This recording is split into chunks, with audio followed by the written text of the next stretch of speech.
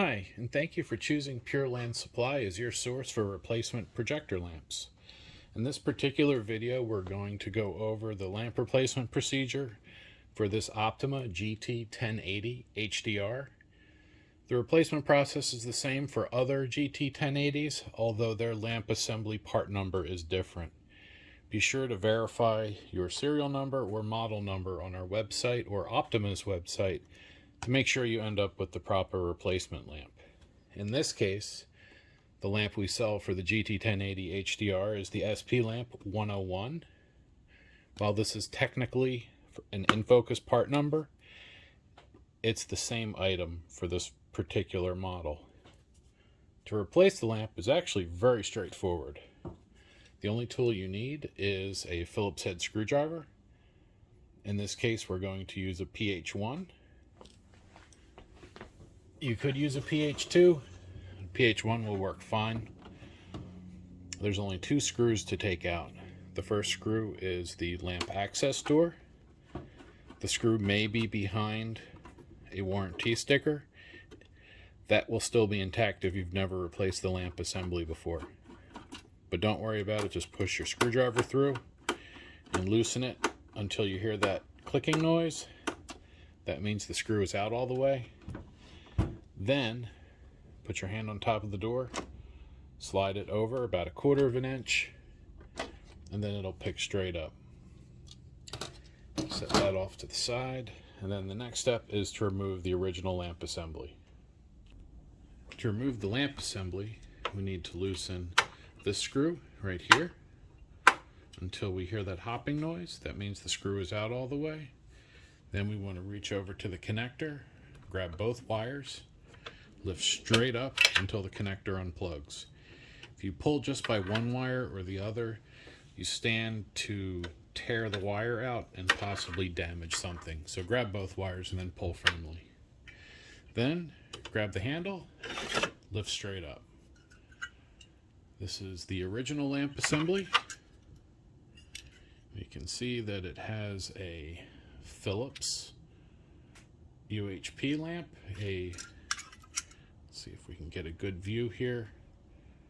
Has a 46190 is the bare lamp part number.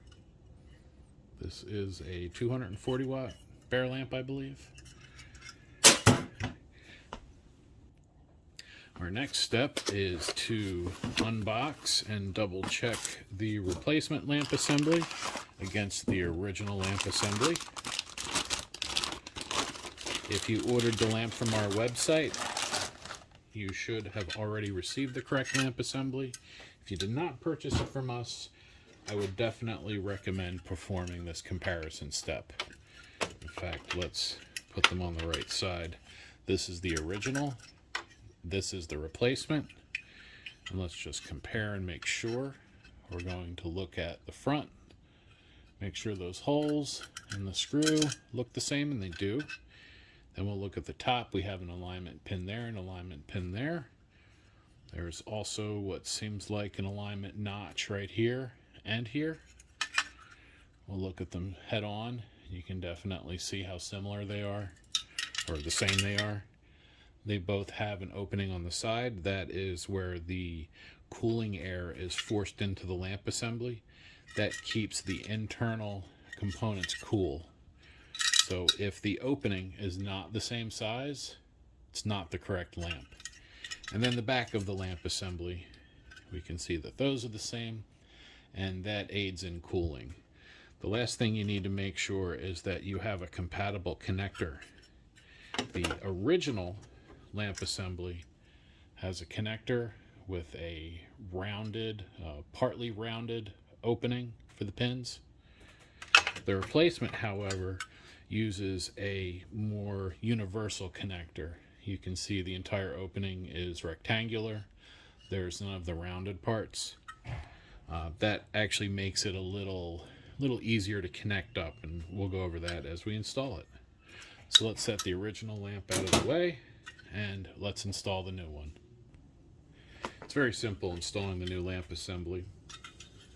We are going to drop it straight in making sure that that pin lines up with the hole down there,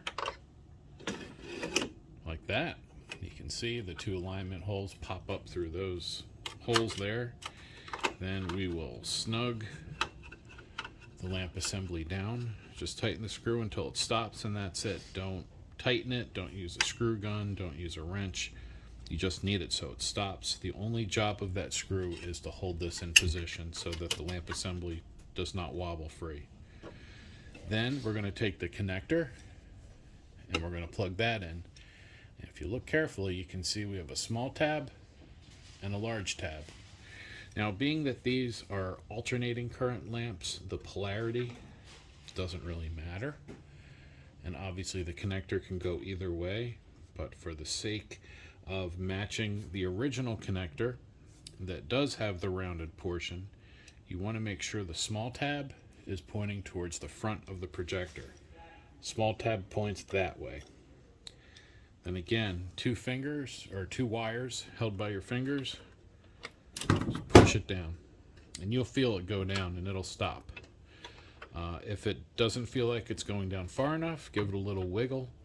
If you're not sure or if you're uncomfortable with how it feels, please give us a call and we'd be glad to help you out if you have any questions about the installation.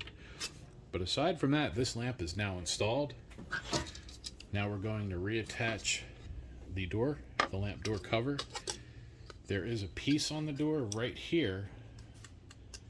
This presses the door switch. There's a little switch right there that tells the projector when the door is in place. So we're going to bring that in and we're going to just set it straight down, flat, and push over.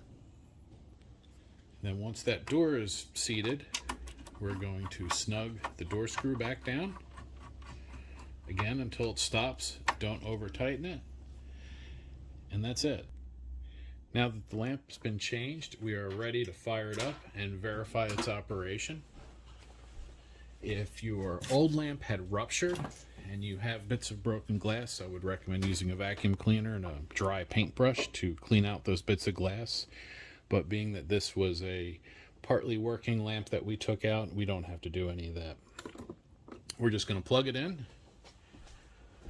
We're going to wait for the standby light, and then we press power. It should start flashing blue, and then the lamp will come on.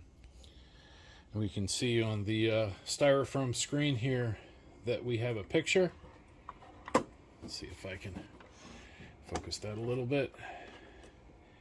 And then what we want to do is reset the lamp timer.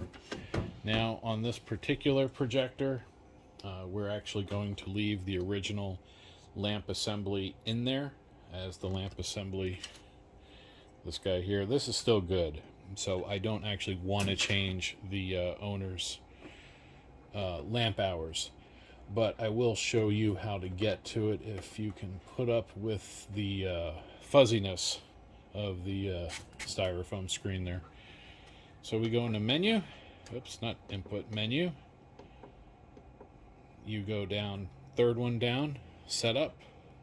And this is in the manual for your projector, so you can verify that as well. So we go to lamp settings, which is the second one down. We would go to lamp timer reset. But we're not going to do that in this case, like I said, because this lamp that we took out is actually the one that's staying in it. So this is purely for demonstrating. This particular projector, I believe, already had its timer reset. Yeah, this only has 1 hour on the lamp, so we are not going to reset it because that is this is a new lamp assembly that we took out. So as long as you go through with that, you reset the time. You should not have any issues with replacing that lamp assembly. Again, if you have any questions, feel free to email us.